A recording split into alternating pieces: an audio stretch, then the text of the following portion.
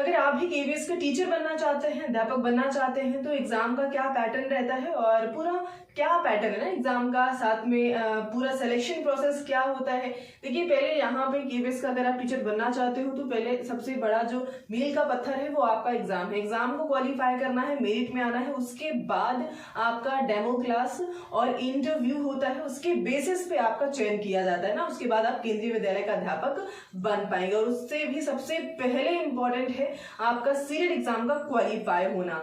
अगर आप central government के अंडर में जॉब करना चाहते हैं, टीचर बनना चाहते हैं, फिर वो केवीएस हो, एनवीएस हो, ईएमआरएस हो, कहीं पर भी अगर आप अध्यापक बनना चाहते हैं तो सीटेट का एग्जाम क्वालिफाई होना चाहिए ना। तो यहाँ पर आपको सीटेट की कंप्लीट प्रिपरेशन वो भी एकदम फ्री में कराई जाती है।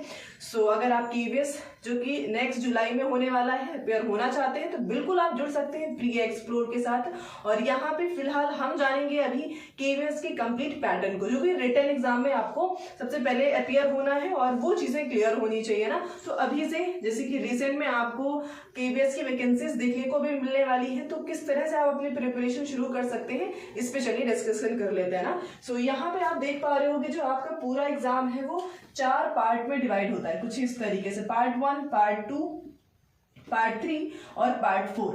पार्ट 1 जो है ये 20 मार्क्स का होता है ओवरऑल, ठीक है। कितने नंबर का होता है? 20 नंबर का होता है, जो कि आपकी लैंग्वेज प्रोफिशिएंसी को चेक करने के लिए किया जाता है ना। यहाँ पे 10 नंबर का इंग्लिश आता है और 10 नंबर का हिंदी पूछा जाएगा। वही बेसिक चीजें आती हैं जो कि आज तक आप पढ़ते आ रहे होंगे ना। फिर वो टेंस ले लीजिए, पार्ट ऑफ स्पीच ले लीजिए, जिसमें आपका सारा कुछ आ जाता है, कंजक्शन हो, प्रोनाउन हो, noun, pronoun, adjective, adverb, preposition, conjunction, ये सारी चीजें होती है ना। एंड अदर चीजें इरर से रिलेटेड हो गया, आर्टिकल्स हो गए, जितने भी ग्रामर के टॉपिक इवन आपने पढ़ा ही होगा, ठीक है। एग्जाम्स भी बहुत दिए होंगे अभी तक, तो वहां पे जो ग्रामर आपने पढ़ी है एग्जैक्टली वही यहाँ पर भी आपको पढ़ना, उससे ज्यादा कुछ अलग नहीं पढ़ना होता है, ठीक है। सेम चीज हिंदी में भी होता है और इंग्लिश में भी। 20 नंबर की ये होती है। पार्ट 2 की बात करेंगे तो यहाँ पे 3 सेक्शन आते हैं। 10 नंबर का आपका जनरल अवेयरनेस आएगा। जनरल अवेयरनेस में जो है करंट के टॉपिक्स होते हैं, करंट होगा और हो सकता है पॉलिटिकल साइंस से कुछ क्वेश्चंस आपसे पूछ लिए जाए और ईवीएस, इस तरह से चीजें होती हैं, ठीक है। ये सारी चीजें 10 नंबर में आपसे पूछ ली जाएंगी। काफी वास्ट सिलेबस होता है, ऐसा कह सकते हो कि 10 नंबर में आपको बहुत कुछ पढ़ना होता है ना।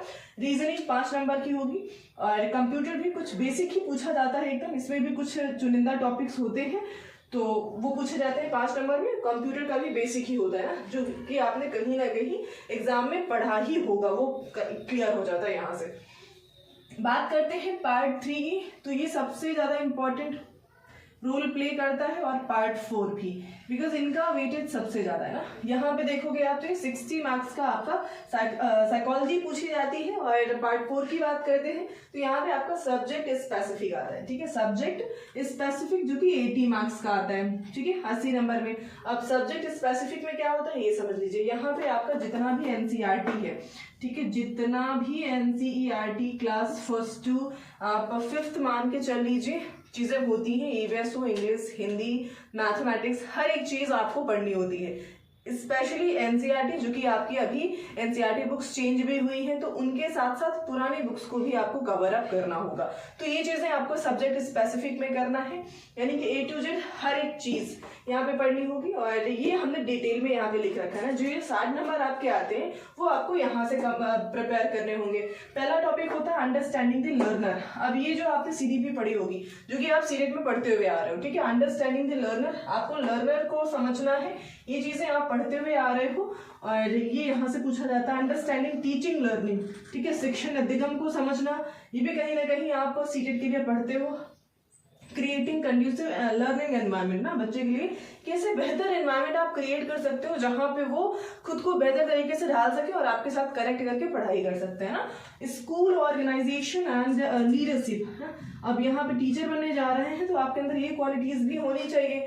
तो इस तरह से ये टॉपिक भी होता है। पर्सपेक्टिव एजुकेशन, और आपका पर्सपेक्टिव क्या है एजुकेशन को लेकर के, या फिर गवर्नमेंट का क्या है आपका क्या ही होगा, आपको तो प्रिपेयर करनी है ओवरऑल गवर्नमेंट के क्या पर्सपेक्टिव्स हैं इस चीज़ को लेकर के। और अभी रिसेंट में आपका एनईपी हो गया, एनसीएफ 2023-22 की सारी चीज़ें आई हुई हैं, उनको प्रिपेयर करना होगा ना। तो हर एक चीज़ जितनी भी पॉलिसीज आती हैं वो सब आपको यहाँ पे कहीं ना कहीं देखने को मिलेंगी। तो ये टॉपिक्स जो कि 60 नंबर के आते हैं, तो ये पूरा डिटेल सिलेबस आपके सामने है।